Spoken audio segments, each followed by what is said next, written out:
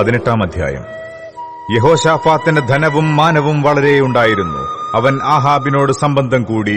ചില സംവത്സരം കഴിഞ്ഞ ശേഷം അവൻ ശമര്യയിൽ ആഹാബിന്റെ അടുക്കൽ ചെന്നു. ആഹാബ് അവനും കൂടെയുണ്ടായിരുന്ന ജനത്തിനും വേണ്ടി വളരെ ആടുകളെയും കാളകളെയും അറുത്തു. ഗിലെയാദിലെ രാമോത്തിലേക്ക് തന്നോടുകൂടെ ചെല്ലേണ്ടതിന് അവനെ വശീകരിച്ചു.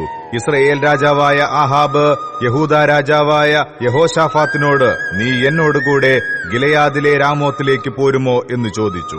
അവൻ അവനോട്, ഞാനും നീയും എന്റെ ജനവും നിന്റെ ജനവും ഒരുപോലെയല്ലോ, ഞങ്ങൾ നിന്നോടുകൂടെ യുദ്ധത്തിന് പോരാമെന്ന് പറഞ്ഞു. യഹോശാഫാത്ത് ഇസ്രയേൽ രാജാവിനോട്, ഇന്ന് യഹോവയുടെ അരുളപ്പാട് ചോദിച്ചാലും എന്ന് പറഞ്ഞു. ഇസ്രയേൽ രാജാവ് 400 പ്രവാചകന്മാരെ വരുത്തി അവരോട്, ഞങ്ങൾ ഗിലെയാദിലെ രാമോത്തിലേക്ക് യുദ്ധത്തിന് പോകയോ പോകാതിരിക്കയോ എന്തു വേണ്ടു എന്ന് ചോദിച്ചു. അതിനവർ, പുറപ്പെടുക, ദൈവം അത് രാജാവിന്റെ കയ്യിൽ ഏൽപ്പിക്കും എന്ന് പറഞ്ഞു. എന്നാൽ യഹോശാഫാത്ത്, നാം അരുളപ്പാട് ചോദിക്കേണ്ടതിന് ഇവിടെ യഹോവയുടെ പ്രവാചകനായിട്ട് ഇനി ആരുമില്ലയോ എന്ന് ചോദിച്ചു. അതിന് ഇസ്രയേൽ രാജാവ് യഹോശാഫാത്തിനോട്, നാം യഹോവയോട് അരുളപ്പാട് ചോദിപ്പാൻ തക്കവണ്ണം ഇനി ഒരുത്തനുണ്ട്. എന്നാൽ അവൻ എന്നെക്കുറിച്ചൊരിക്കലും ഗുണമല്ല, എല്ലായ്പ്പോഴും ദോഷം തന്നെ പ്രവചിക്കുന്നതുകൊണ്ട് എനിക്കവനെ ഇഷ്ടമില്ല. അവൻ യിമ്ളയുടെ മകനായ മീഖായാവ് എന്ന് പറഞ്ഞു.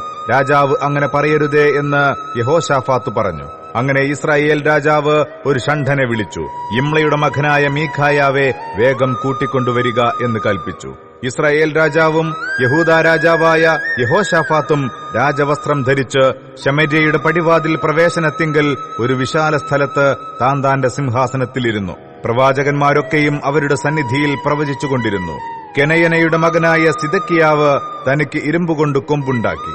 നീ ഇവ കൊണ്ട് അരാമ്യരെ അവർ ഒടുങ്ങും വരെ കുത്തിക്കളയും എന്നിപ്രകാരം യഹോവ അരുളി ചെയ്യുന്നു എന്ന് പറഞ്ഞു. പ്രവാചകന്മാരൊക്കെയും അങ്ങനെ തന്നെ പ്രവചിച്ചു. ഗിലെയാദിലെ രാമോത്തിലേക്ക് പുറപ്പെടുക, നീ കൃതാർത്ഥനാകും, യഹോവ അത് രാജാവിന്റെ കയ്യിൽ ഏൽപ്പിക്കുമെന്ന് പറഞ്ഞു. മീഖായാവെ വിളിപ്പാൻ പോയ ദൂതൻ അവനോട്, നോക്കൂ, പ്രവാചകന്മാരുടെ വാക്കുകൾ ഒരുപോലെ രാജാവിന് ഗുണമായിരിക്കുന്നു. നിന്റെ വാക്കും അവരിൽ ഒരുത്തന്റേതുപോലെ ഇരിക്കട്ടെ, നീയും ഗുണമായി പറയണമേ എന്ന് പറഞ്ഞു. അതിന് മീഖായാവ്, യഹോവയാണ് എന്റെ ദൈവം അരുളി ചെയ്യുന്നത് തന്നെ ഞാൻ പ്രസ്താവിക്കുമെന്ന് പറഞ്ഞു. അവൻ രാജാവിന്റെ അടുക്കൽ വന്നപ്പോൾ രാജാവ് അവനോട്, മീഖായാവേ, ഞങ്ങൾ ഗിലെയാദിലെ രാമോത്തിലേക്ക് യുദ്ധത്തിന് പോകയോ പോകാതിരിക്കയോ എന്തു വേണ്ടു എന്ന് ചോദിച്ചു. അതിന് അവൻ, പുറപ്പെടുവിൻ, നിങ്ങൾ കൃതാർത്ഥരാകും, അവർ നിങ്ങളുടെ കയ്യിൽ ഏൽപ്പിക്കപ്പെടും എന്ന് പറഞ്ഞു. രാജാവ് അവനോട്, നീ യഹോവയുടെ നാമത്തിൽ സത്യമല്ലാതെ യാതൊന്നും എന്നോടും പറയരുതെന്ന് എത്ര പ്രാവശ്യം ഞാൻ നിന്നോട് സത്യം ചെയ്തു പറയണമെന്ന് ചോദിച്ചു.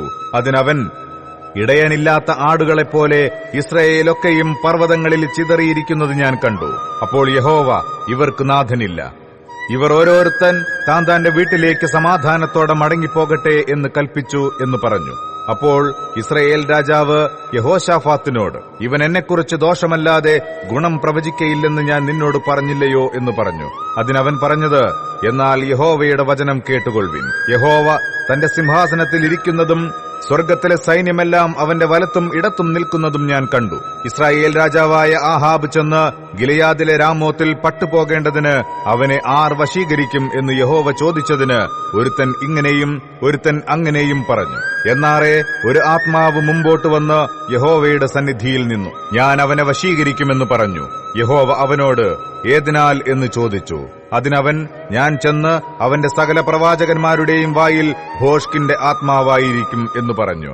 നീ അവനെ വശീകരിക്കും, നിനക്ക് സാധിക്കും, നീ ചെന്ന് അങ്ങനെ ചെയ്യുക എന്ന് അവൻ കൽപ്പിച്ചു. ആകയാൽ ഇതാ, യഹോവ ഭോഷ്കിന്റെ ആത്മാവിനെ നിന്റെ ഈ പ്രവാചകന്മാരുടെ വായിൽ കൊടുത്തിരിക്കുന്നു.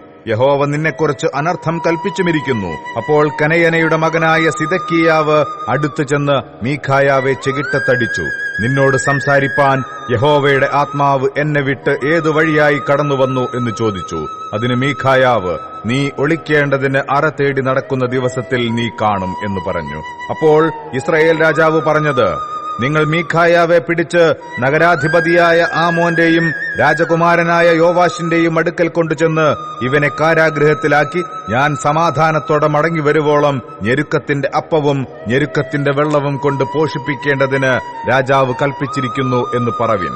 അതിന് മീഖായാവ്, നീ സമാധാനത്തോടെ മടങ്ങി വരുന്നുണ്ടെങ്കിൽ യഹോവ ഞാൻ മുഖാന്തരം അരുളി ചെയ്തിട്ടില്ല എന്ന് പറഞ്ഞു. സകല ജാതികളുമായുള്ളവരെ കേട്ടുകൊള്ളുവിൻ എന്നും അവൻ പറഞ്ഞു. അങ്ങനെ ഇസ്രായേൽ രാജാവും യഹൂദാ രാജാവായ യഹോശാഫാത്തും ഗിലെയാദിലെ രാമോത്തിലേക്ക് പോയി. എന്നാൽ ഇസ്രായേൽ രാജാവ് യഹോശാഫാത്തിനോട്, ഞാൻ വേഷം മാറി പടയിൽ കടക്കും, നീയോ രാജവസ്ത്രം ധരിച്ചുകൊള്ളുക എന്ന് പറഞ്ഞു. അങ്ങനെ ഇസ്രായേൽ രാജാവ് വേഷം മാറി അവർ പടയിൽ കടന്നു. എന്നാൽ അരാം രാജാവ് തന്റെ രഥനായകന്മാരോട്, നിങ്ങൾ ഇസ്രായേൽ രാജാവിനോട് മാത്രമല്ലാതെ ചെറിയവരോടോ വലിയവരോടോ യുദ്ധം ചെയ്യരുത് എന്ന് കൽപ്പിച്ചിരുന്നു. ആകയാൽ രഥനായകന്മാർ യഹോശാഫാത്തിനെ കണ്ടപ്പോൾ ഇവൻ തന്നെ ഇസ്രായേൽ രാജാവ് എന്ന് പറഞ്ഞ് അവനോട് പൊരുതുവാൻ തിരിഞ്ഞു. എന്നാൽ യഹോശാഫാത്ത് നിലവിളിച്ചു, യഹോവ അവനെ സഹായിച്ചു. അവനെ വിട്ടുപോവാൻ ദൈവം അവർക്ക് തോന്നിച്ചു. അവൻ ഇസ്രായേൽ രാജാവല്ല എന്ന് രഥനായകന്മാർ കണ്ടിട്ട് അവർ അവനെ പിന്തുടരാതെ മടങ്ങിപ്പോയി. എന്നാൽ ഒരുത്തൻ എതിർച്ഛയാ വില്ലുകുലച്ച് ഇസ്രായേൽ രാജാവിനെ കവചത്തിനും പതക്കത്തിനും ഇടയ്ക്കെയ്തു. അവൻ തന്റെ സാരഥിയോട്, നിന്റെ കൈ തിരിച്ച് എന്നെ പടയിൽ നിന്ന് കൊണ്ടുപോക, ഞാൻ കഠിനമായി മുറിവേറ്റിരിക്കുന്നു എന്ന് പറഞ്ഞു. അന്ന് പട കഠിനമായി തീർന്നതുകൊണ്ട് ഇസ്രായേൽ രാജാവ് സന്ധ്യവരെ അരാമ്യർക്കെതിരെ രഥത്തിൽ നിവർന്നു നിന്നു. സൂര്യൻ അസ്തമിക്കുന്ന സമയത്ത് അവൻ മരിച്ചുപോയി.